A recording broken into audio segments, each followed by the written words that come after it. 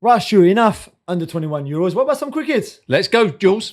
PSG destroyed Inter Miami 4-0 in the Club World Cup on Sunday. Stu, were you impressed by what you saw? In the first half, very impressed. I mean, they looked a magnificent side, didn't they? Yeah. It's Inter Miami, Yeah, of course. I agree. But their football was superb. Their athleticism was superb. They won the ball back in good areas. Yeah. There was everything about their football showed why they are the European champions. They were magnificent in that first half, and only when they made substitutions and just went slightly off the ball, more control. they let Inter back into it. Dembele coming back after 24 days. He got injured with France. That was good. Yes. Came on for the last half hour. Yeah. So doing all of that, what you said, and I thought that midfield again, Ruiz, Vitinha, and Neves, the rotation between them, and Ruiz seems to be making more forward runs than I've ever seen him make before. And the timing of them seems to be absolutely. And when one drops, the other one goes. When one goes, the other one drops. There's always that kind of movement, which must be to defend against. Must be so horrible. There's one moment where it might be Hakimi is about to put the ball in the box, and three of them had run in, making those diagonal runs into the box. It's wonderful to watch, and as a PSG fan, obviously, of course, very happy. But for Inter Miami, I just don't think they could have ever been able to compete with PSG. No. And talking about Inter Miami, Lionel Messi, he tried his best, didn't he? Particularly in the second half. But can he do it on his own at this level anymore? No, but yesterday somebody asked a good question. Could he still do it in Europe, do you think? Because he turned 38 on Tuesday last week. There were moments in this game where he was just not there and clearly could not be at that level again. But there's still moments of genius. When that ball for Suarez, one touch over the defense, those kind of moments. But he's got to play in a very good team. He's got to play in a team that's dominating the game, because he makes no effort to sort of close the ball down. There's none of that. So you've got to play him almost as absolutely. And when you have Suarez in your team as well, who is also 38, but in a worse shape than Messi. Messi is still fit. Yeah. Suarez doesn't look fit to me. It proved, and Busquets and Julien Alba, they struggle. You still have to run. You still have to be an athlete to play football. And if you can't do that anymore, it's a struggle. Isn't what PSG also showed this season, Stuart, certainly the second half of the season, is that if you don't attack together and defend all together, that nobody is just exempt from running or tracking back or pressing or defending. At that level, you can't. If your forwards don't press the ball, the midfield can't press the ball. They have to then play with drawn role and say, okay, we'll have to contain the opposition and shuffle across the field. We can't go and press the ball. But when everybody's doing it, you've got a good team, and that's where it starts. Absolutely, I agree. Chelsea also booked their place in the quarterfinals of the Club World Cup, Robo, after quite a crazy scenario against Benfica on Saturday. Yeah, it all seemed to be going well. Reece James scored a lovely free kick. He meant that. The goalkeeper was starting to read the cross. And then after 85 minutes, as it did last year when I was in Charlotte to do a pre-season friendly, the thunderstorms and the lightning comes, the game gets stopped. They go off the field and they have to get all the crowd out, and they have to wait so long. And then I think there was some more. 2 hours. 2 hours they were off, because every time there's another thunder, they have to wait another half hour. Yes, they have to add another half an hour. And I mean, it's ridiculous. And I think Jurgen Klopp, we're going to talk about it later on. I think he's spoken about it, and one or two other people. Maresca was not happy. He said, this is not football. How can you play the World Cup there if you're going to have these breaks? You've got to pick and choose the places. And everybody knows these thunderstorms are coming. That's the whole thing. Yeah. When we were in Charlotte last year, it said, at 8:30, it will come. And it did. And it will come again at 9:00. And we were back on and off. It's ridiculous. It's crazy. I mean, Chelsea, good for Chelsea. I thought they played well against Benfica. Benfica a bit disappointing. Chelsea... Oh, it was one-sided, quality, wasn't it? I mean, some good goals, some good passing. We tried into extra time after this interruption and the penalty. It was a strange penalty as well, wasn't it? Yeah, we don't like those penalties that are given. Malo gusto. Yeah. But I like what Chelsea are doing, and we will talk later about their new signings as well. We have to say farewell to Angel Di Maria. His last game for a European team. Yeah, 18 years. I know 18 years he's spent in Europe. He's going to go back to Argentina and play for Rosario, who are his hometown and on top of the Argentine league right now. So they've been waiting, I think, for a trophy for 37 years, I think, or something like that. So if he was to go home and win back the title for Rosario after all that time, it would be an amazing fairy tale for Angel Di Maria. But what a player, really. What an incredible. I think I first saw very him, underrated at times. Oh, yeah. I first saw him playing in the Under-20 World Cup. I think it was in Canada on artificial surfaces. Aguero was the centre forward. Yeah. Angel Di Maria played on the left-hand side. At the front, I forget who played on the right-hand side. And Argentina won the tournament.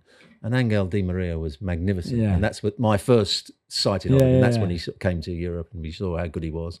You know, he played some brilliant clubs. He played some great football. Amazing. And a superb technician. And he was a joy to watch at times. And again, the work ethic that we mentioned before, you know, he had it. I think he had it all. And he was sad. He was crying on the pitch. I think he knew the family was in the stands. He knew this was it. This is the European career was over. He had some great years.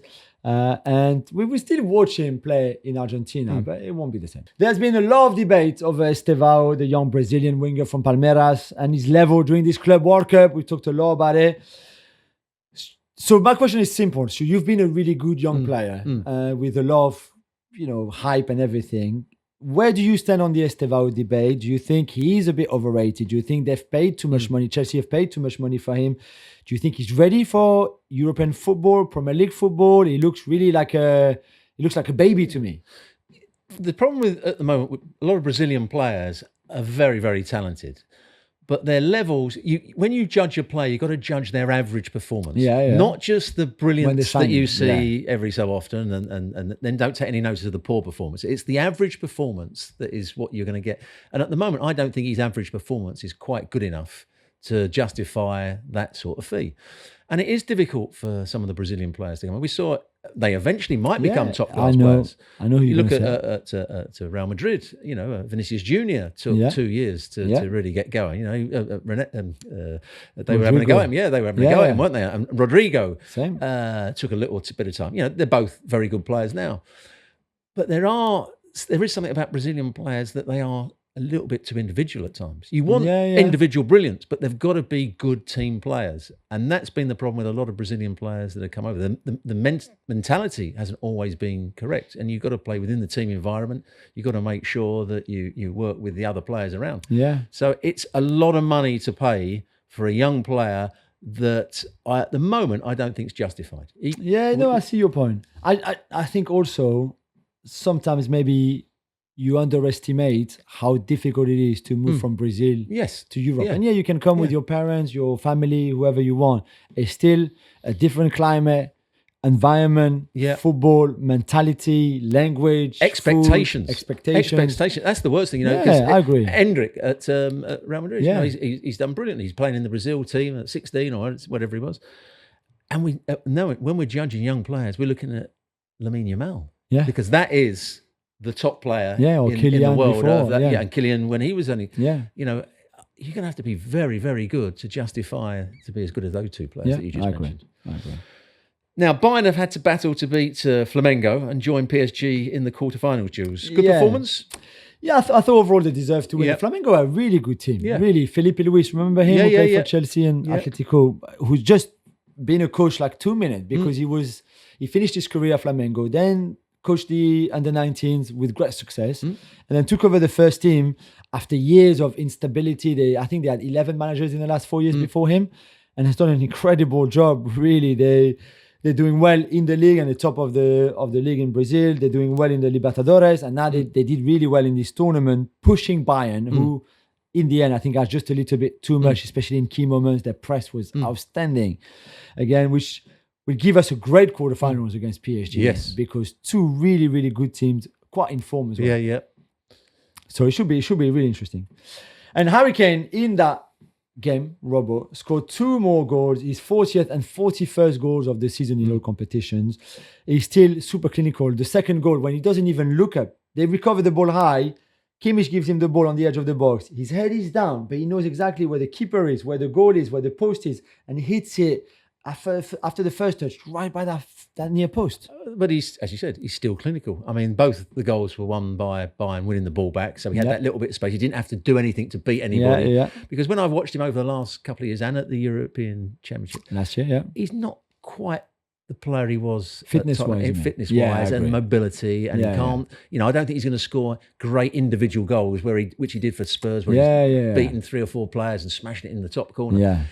but his finishing is just as good. His understanding of where the goal was. The first one, it comes on his left foot and he slices across it into the corner. The other one, as you say, he gets it and sees where. But without even looking. He just got that great awareness of where the space would be. Because he didn't overly hit it, did he? He just boom, there it goes. The precision was great. And I think, like all good finish, he almost seems to know the weight of the goalkeeper's feet or how he can not save it. And so, he's still a top class finisher. And I wouldn't say he's one of the world's best footballers anymore, but he's still one of the world's best finishers. You would have him in your team, right? As a number 9? Yes.